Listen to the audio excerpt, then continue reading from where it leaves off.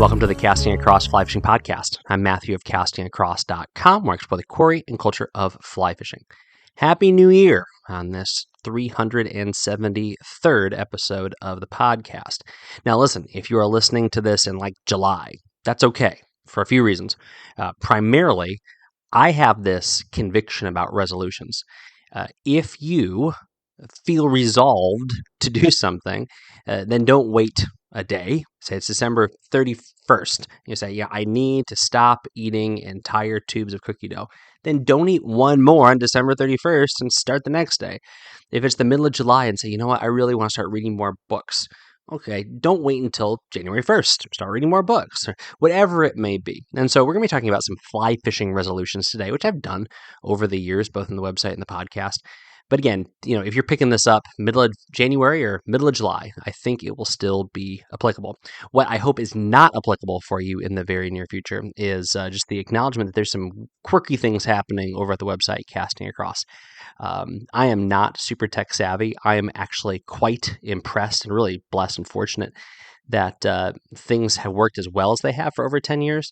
Only a couple of minor crises. This one is more of a headache. It's more of it's a scheduling issue. So things aren't happening on time. I set them up the night beforehand or a couple days beforehand, and they don't go the way they're supposed to, and it really messes with my desire for consistency. So maybe I need to get over that, or maybe I just need to fix the website. But throwing that out there. Another thing, this is being recorded live from beautiful Charlottesville, Virginia. I'm down visiting family. Myself, my wife, our 5 boys, our dog are down here at the foot of the Blue Ridge Mountains. Actually, as I look behind me, there is the southern tip of the Shenandoah National Park. And it's actually kind of cool because I have another article coming out in Dark Skies Fly Fishing this winter, and it's on how to fly fish Shenandoah National Park.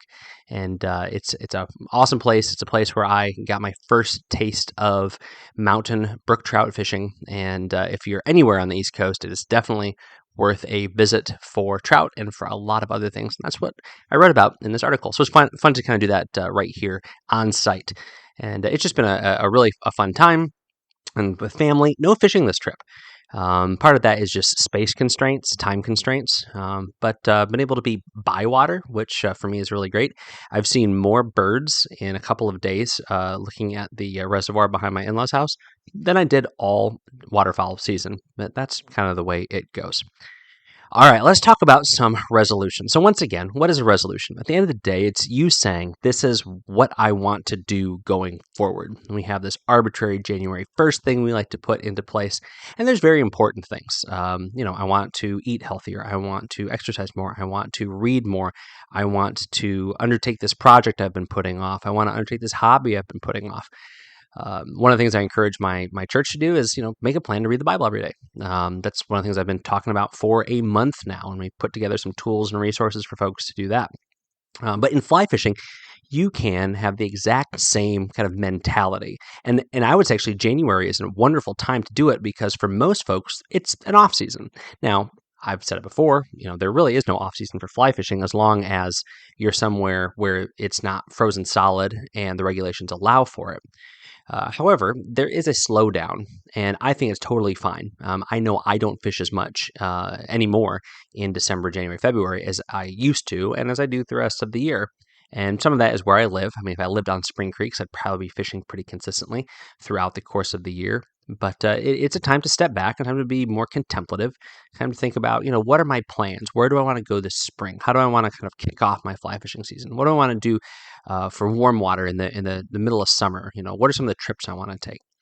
And I think thinking about resolutions and planning for some other aspects of fly fishing are not a bad idea. So let me throw a few out there. And again, if you're listening to this in, whenever, August or May or whatever, this will be helpful as well. So one of them that I've thought of is introducing more people to fly fishing. Now, I'm not talking about on Casting Across, like expanding my audience, although I'm happy to do that. But honestly, I'm not going to take too many deliberate steps, never really have, to expand the audience in a way other than just organic word of mouth and people finding me through whatever algorithm and search engine they use. But I mean, in person. I mean, folks in my church, in my community, in my life, taking more people fly fishing and using it as an avenue to build relationship, as well as introduce folks to something that they really may enjoy. So this is something I've talked about in one way or another. Because I need to do this more. I need to integrate it into life more. Um, there's a multitude of benefits that come with that. And I'll just share a few. One, you get to fish more. Now, if you've ever taken someone fly fishing for the first time, you know you're probably not fishing a whole lot, particularly if it's a child or somebody who might not have a lot of experience in the outdoors. I mean, if somebody is somebody who's an angler or somebody who does something else, kind of fine motor skills, and just has a knack for observation, there's a good chance that after a few minutes of showing how to cast, kind of talking through stuff, then they're going to figure it out. But somebody who's not particularly mechanically inclined, not doesn't have the fine motor skills, then you might spend a little bit more time with them. Again, if it's a child, you're going to be chasing down snags, you're going to untangle knots, stuff like that. But it very quickly turns into more fishing time for you. And so it's not that you're doing it to get something out of it in that sense, but that is an auxiliary benefit. So that's one of the things I kind of want to resolve to do. I'm not holding myself to any of these things. They're more soft. And I would encourage you to think about that also. Who could you introduce to fly fishing? Who is somebody that you could bring alongside of you and show them the ropes, as it were, when it comes to this fantastic hobby and sport that we enjoy? Another one is diversifying my fly fishing reading. You might say, you read a lot of fly fishing books. You have a whole website thing and YouTube page that talks about all different kinds of fly fishing books that you read. And it's true, I do, but I do feel like I want to diversify the kinds of books that I read.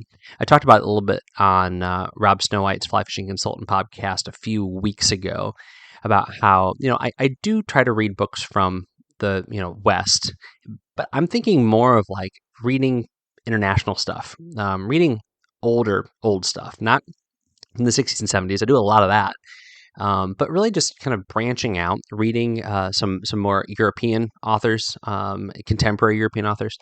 And then reading more saltwater stuff because it's an aspect of this culture and the sport that I know is there, and I know about it from a technique standpoint. I know about it from a logistical standpoint, but I really want to diversify my awareness of the quarry and culture of fly fishing with some of these more tropical locales, because to me it's exotic still, and I mean it truly is exotic, but I want to find those points of continuity of my experience and their experience. So whether it be some narrative or whether it even be just more like guidebooks, I do want to dive more into that. So first resolution that I might do or might not do is introduce more people to fly fishing. Secondly is diversify my fly fishing experience. Thirdly, and this is one that I've been doing but I want to keep doing, it is embrace the trash fish. Embrace the trash fish. Now, this can be anything and everything. We've got fall fish, and we've got eels. We've got all manner of perch and pickerel and stuff like that by me. And I always enjoy fishing for them. This is no knock against trout. And again, I'm like a stone's throw for some just phenomenal brook trout fishing where I am. And I love them. They're my first love when it comes to fly fishing. However, I never walk away from a day on the canoe paddling around a lily pad covered pond thinking, ugh, I really wish I would have been fishing for trout. And I think some of it is it's fun. It stretches your brain in other ways. And this is one of the great misconceptions about warm water fish, that they're easy. Well, that's not true.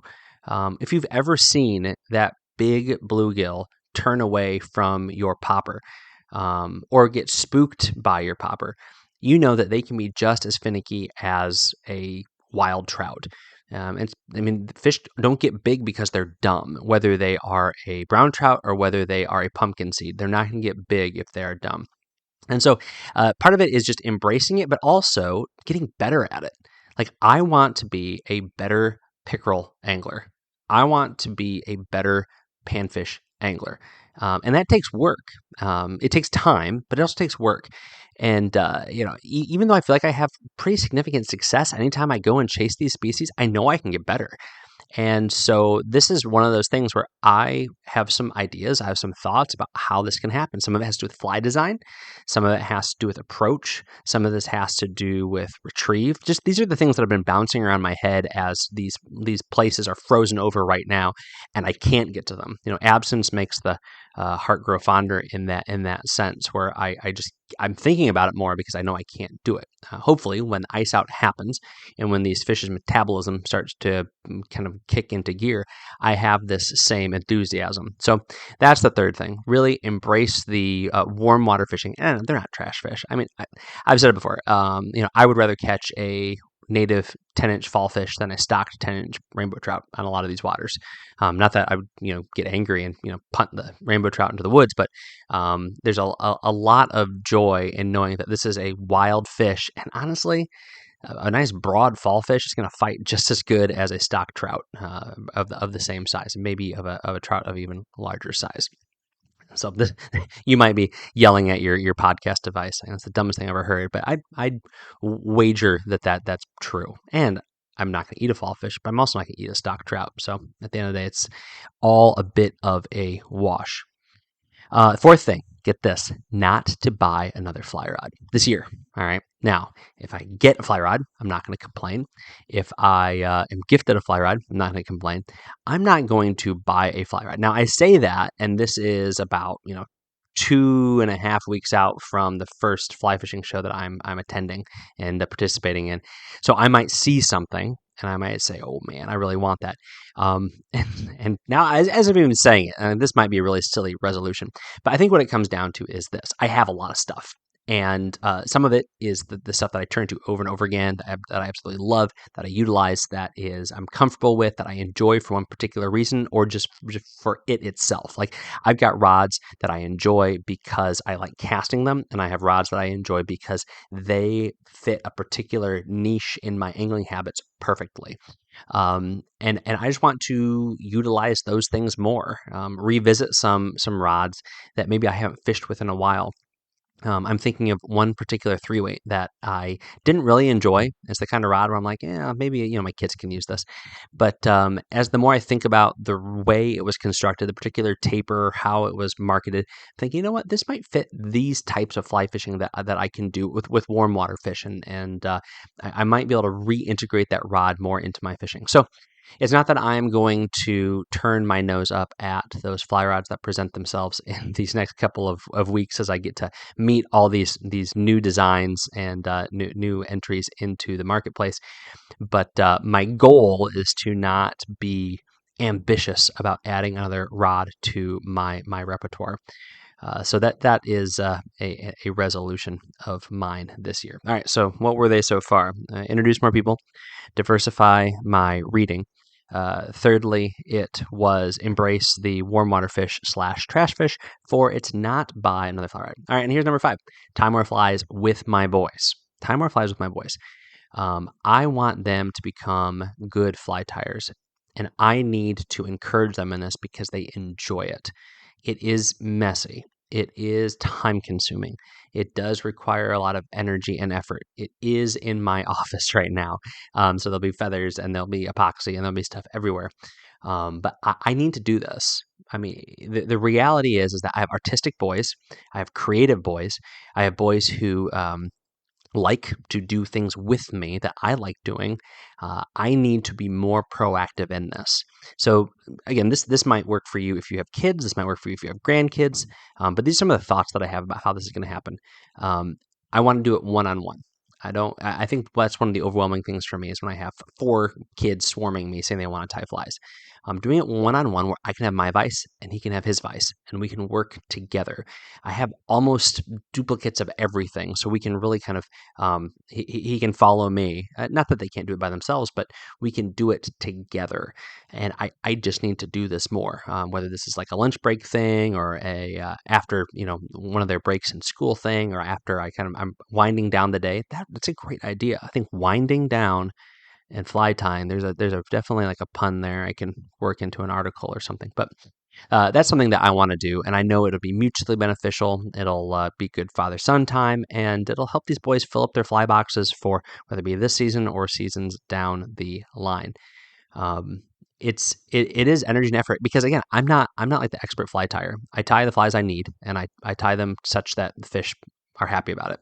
But this would be, I think, a way for me to improve as a fly tyer, and it's one of my short staves as a fly fisher: casting, reading the water, finding trout, all those sorts of things. I feel like I'm pretty decent at, but fly tying is definitely like one of my low bars that I need to raise and to elevate, and to do it along with my boys. And seeing that in other areas of life, places where they excel and are beginning to surpass me in other things. I mean, I've got a son who knows way more Latin than me, boys that know more coding than I do. I say, hey, throw them on that website, fix that up for you.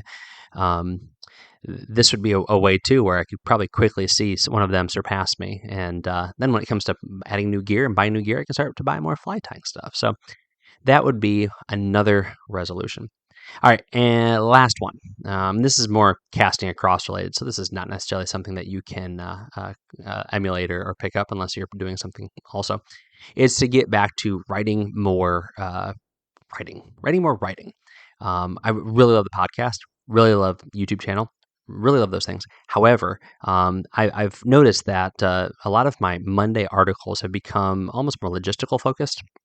Every once in a while, something comes out, I really, really like it, and it's good. But I do want to write more fly fishing stuff that kind of gets back to those first few years of casting across, and really just challenging myself to think about it throughout the course of the day and the week, because it stretches the mind, it flexes those muscles in a very different way, and so I just want to keep doing that. So hopefully that happens, and maybe that's an encouragement to you if there's, again, a project that you have been working on or have been putting to the back burner, just to find a good way to integrate it and give it the kind of intention and attention that you think it should be getting. All right, so those are some resolutions. Do you have some? Do you want to resolve something? Then let me know. Matthew@castingacross.com. I know that we're about 6 or 7 episodes away from another accusations podcast, but it'd be kind of fun to share. At that point in time, it'll be like, February, what everyone in the Casting Across audience is resolving to do for 2026. And then it can be a reminder, what are you doing it? Sticking with it. All right, this week on Casting Across, updated Casting Across presents at the Fly Fishing Show 26. So I have an update, actually 2 updates for you on my speaking schedule at the Fly Fishing Show as it goes to Boston, as it goes to New Jersey. So here's what it looks like. You can go to the website and you can see this, which is probably better. But in Marlborough, Massachusetts, on January 16th, which is a Friday, I have a seminar called Translating Small Stream Skills to Big Water at 10:30. And then Saturday, the 17th of January, I have a destination theater called Backcountry Trout, Gear and Approaches at 2 p.m. So 10:30 on Friday, 2 p.m. on Saturday. Then down in New Jersey, I have a 4:45. I'm closing the joint down. I have a seminar called Translating Small Stream Skills to Big Water. That's Friday, the 23rd in New Jersey at 4:45. And then on Saturday at 2 p.m., I have a destination theater called Backcountry Trout, Gear and Approaches. So the same 2 presentations I'm doing in Marlborough and then in Edison, New Jersey. But wait, there's more. Something very exciting. 4 p.m. on Saturday, the 24th, at Edison, New Jersey, I have a panel called What Goes into a Fly Fishing Guidebook and What You Get Out of It. So I am interviewing a group of 4 or 5, maybe 6 or 7. We'll just grab more guys as they're their authors, and talking about how they put together guidebooks and how they intend for you to use them. So the book that says this is where you go fishing. These are the spots you go. This is how you see the seasonality. These are your resources. Okay, we read them, but I think it takes a lot of work to put these together. So I think it'd be a fun set of anecdotes that we're going to get, but then also just ways that you can read these and be more effective in your fishing. So I have a handful of guys that I've known for a long time that are going to be in this, and some folks I've reached out to for the very first time. I'm going to meet them when I show up at these shows face to face, but it's going to be an interesting group: saltwater, freshwater, East Coast, West Coast, and we're going to talk about fly fishing guidebooks. So I'm looking forward to that. I will assuredly mention that again as we get closer to the fly fishing shows. But go to that article, Casting Across presents at the Fly Fishing Show 26, the updated one. You get all that information. Wednesday's article was Rusty Flybox 2025, and this is where I share the most popular content that came out in calendar year 2025. An article called "There's No Trout There," which blew up the website like legitimately ridiculous tens of thousands of people an hour kind of stuff, right? So there's that article. And then 2025 show report, new fly rods. And this is where I said, oh yeah, I saw these 2 fly rods at the fly fishing show. They're really cool. And I ended up buying one and, probably want to pull the trigger on the other one. But what was my resolution? To not do that. Then there's the most popular podcast that came out, which was called Fly Fishing on Ice. And so what does that mean? Go back and listen to that one. And then most popular video, which is Messing with Fly Fishing in Texas, start here. And it is a series of fly fishing guidebooks for beautiful Texas. And actually, I was down in Fort Worth, and I was able to read this book and check out some of those places. I wasn't able to go fishing. It was a really quick conference, but these books are definitely really good. And so this video explores how this is a really good set of guidebooks from Imperfects Books. This week's recommendation on the podcast is make plans to go to the fly fishing show, even if you are unable to get to Marlborough, Massachusetts, or get to Edison, New Jersey. If you are close to Lancaster, Pennsylvania, Denver, Colorado, Pleasant, California, Bellevue, Washington, you should definitely make plans to check one of those out. So I'll put a link to the fly fishing show at the bottom of this podcast show notes over at castingacross.com. And you can check those out. And if you are in Edison or you are in Marlborough, definitely come to one of my presentations, or at least just pop in before or after to say, hey.